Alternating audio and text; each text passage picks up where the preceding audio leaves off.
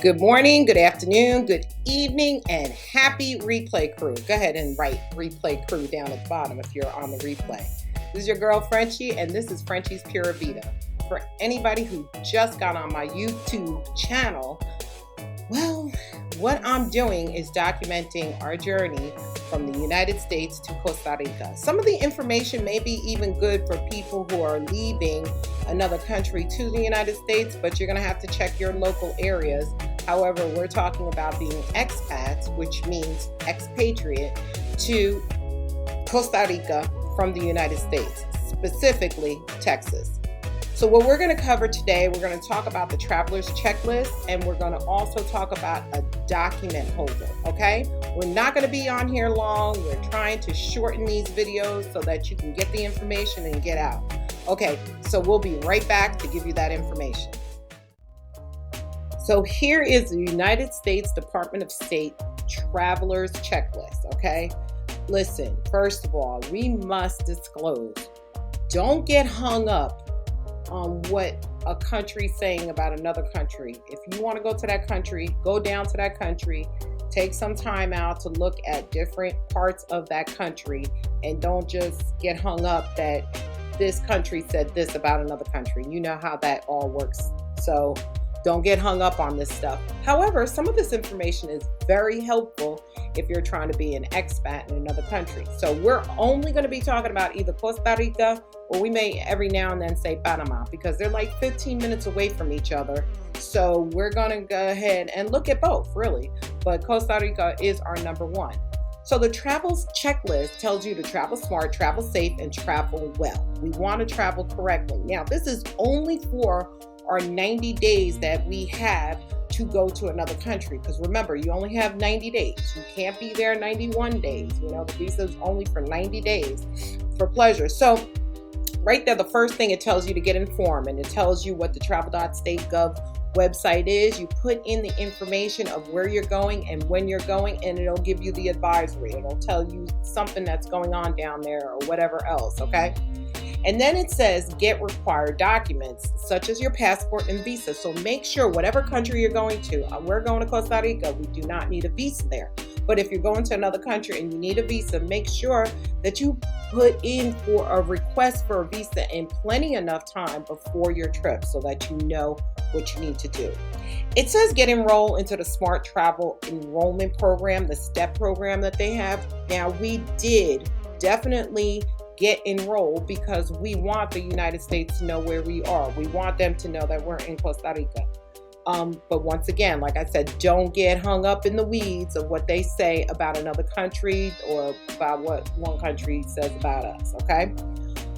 Get insured, medical evacuation. Know where the hospitals are in the area that you're going to. Know who you have to call. Know what number you need to call for emergencies. As in the United States, we dial 911.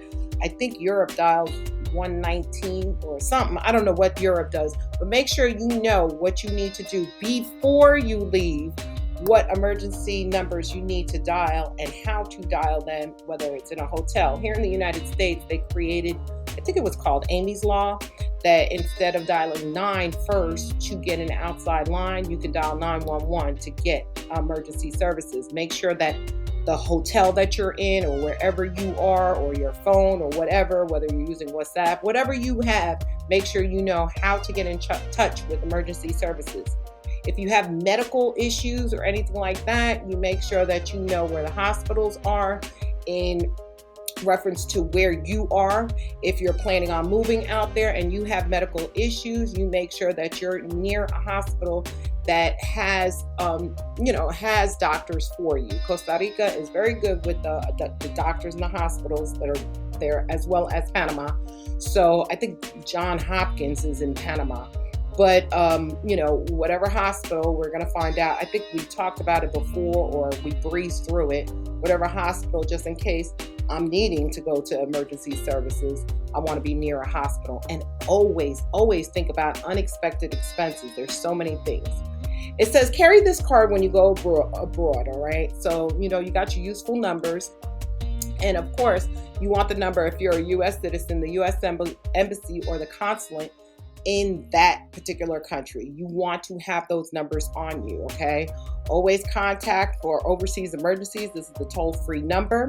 This is the U.S. passport information. Now, that is a traveler.state.gov/travelers checklist. Now, let me tell y'all, there is something that you definitely need. And let me see if I can open it up here. It is called Global Entry. Yes, get your global entry today.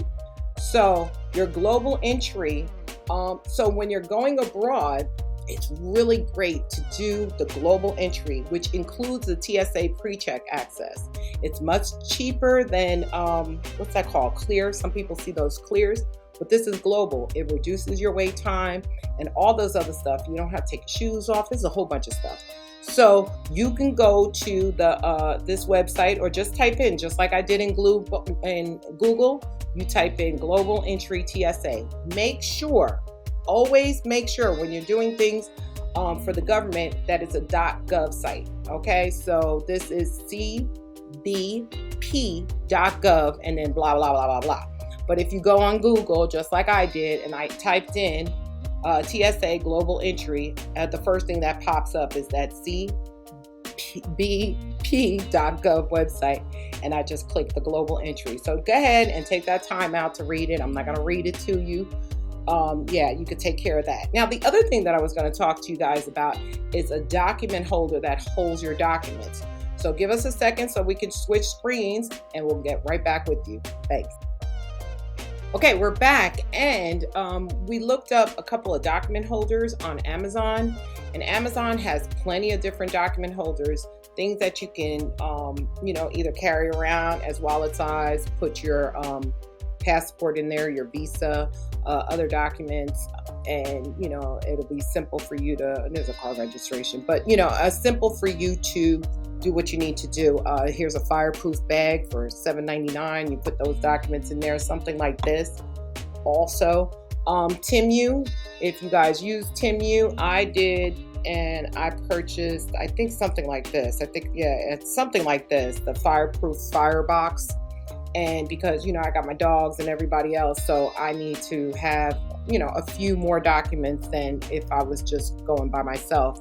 So, so find something like this. I think I got something like this. Find your document bag and put all those documents in there so that they're easy access for you to get them. All I typed in here was, I think, document safe, fireproof, or something like that. Or in here, I put just document holders for travelers. Document holders for travel. So, figure out whichever one you want to do and put it together and start putting your documents in there. You can put your visa in there. I have one of these things here that holds your ticket on the outside, unless you want to put a money belt with a passport holder around your waist. However you want to do it, it's up to you, but I do suggest you to get a document holder to hold all your documents.